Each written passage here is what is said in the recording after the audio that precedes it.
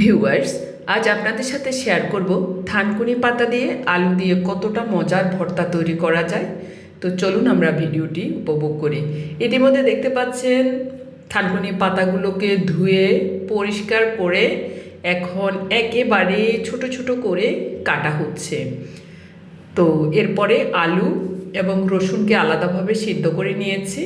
তো সেগুলো সবগুলো সুন্দর করে মিশিয়ে শুকনো মরিচ ভেজে এবং কাঁচা পেঁয়াজ, লবণ এগুলো সব কিছু দিয়ে এরপরে সরিষার তেল দিয়ে মজা করে আজ আমরা এই ভর্তা দিয়ে ভাত খাবো। আশা করছি এভাবে তৈরি করলে আপনার কাছেও খেতে রুচিসম্মত হবে, বেশ ভালো লাগবে। তো আমার যেহেতু সময় নাই, সেই জন্য আমি খুব তাড়াহুড়ো করে ভর্তাটা বানিয়েছি। অসাধারণ একটা স্মেল বের হয়েছে, খুব ভালো লাগবে মনে হচ্ছে। ধন্যবাদ।